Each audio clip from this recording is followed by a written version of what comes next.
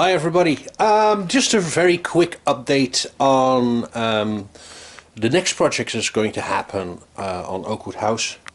And as you probably have seen in the last video, my table router, ta-da, it isn't really much of a table router. It's, let's be honest, it's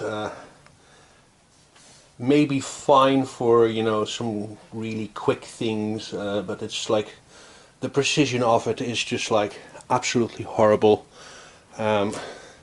Problems that I have with it is like you have these controls, so you have to squeeze that, but you cannot lock it into place. So basically you either put a rubber band around the grip, which basically creates a whole new can of worms of safety issues, or you're just working with one hand, which is actually not a very good idea to do around routers as well. And in the last project with the table, I had to go some extra steps to kind of hide the inaccuracy of the router table. I got some responses from people saying that my router table is really shitty.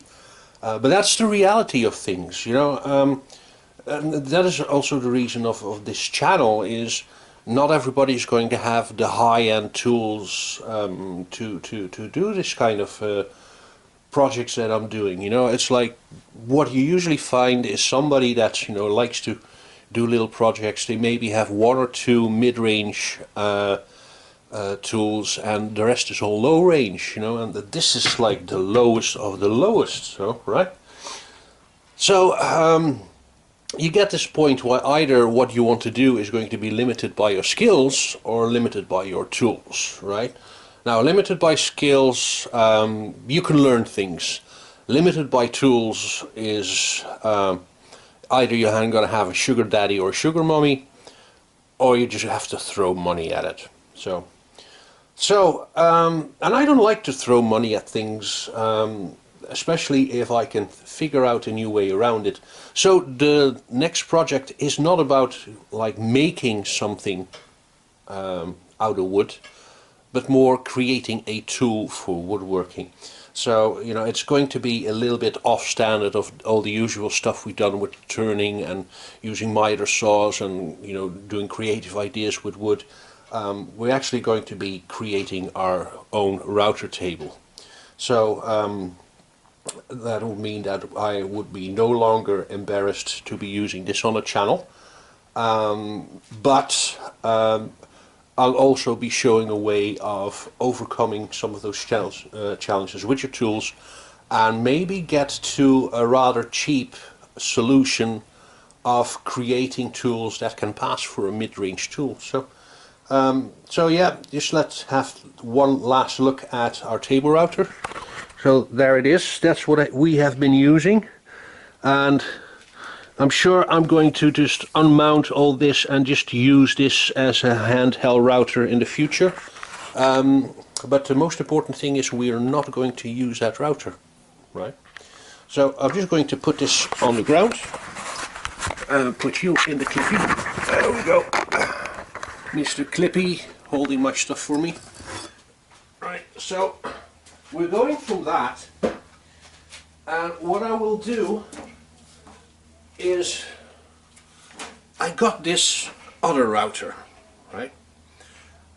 It was a gift. It's been used. It's still functional, and one of the things I like about it, it has like the same grip construction where you press down, and you have this button here that you can push, and it actually stays locked into place, and that is going to be much more handier to have in a table router. So we have our router, right? Simple enough.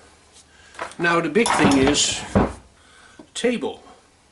So the question now is like, oh right, Frankie's going to show us to make a table router out of wood. No. Frankie's going to show you how to scavenge, right? One of my scavenged parts is this, right? This is my old table saw, which was also a gift, right? And it didn't last very long. The motor got burned out, so I actually you know, tried to replace the motor or get some prices for it, and I figured out that replacing the motor would be just as expensive as getting a whole new saw table.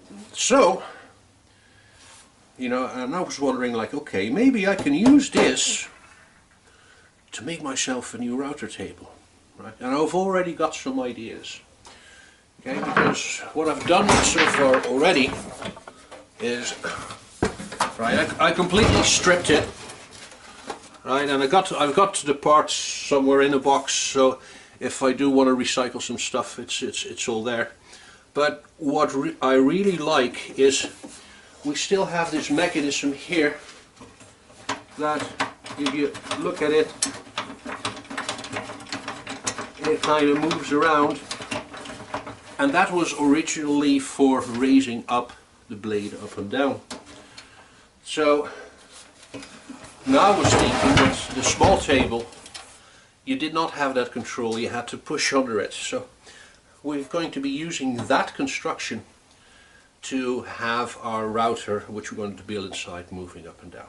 Okay, so that is in a nutshell. So there's not going to be much woodworking.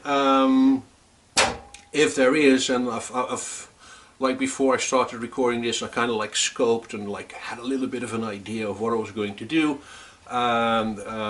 There might be some occasional woodworking there to come up with some solutions. But the whole point of this project is just going to be like, okay, you got some free stuff, let's turn it into some really useful stuff. So stay tuned, we're going to be working on this, and it's going to be fun, or not, and hopefully I'll end up with a router table not to be ashamed of in any way. So alright, so stay tuned, thank you for watching.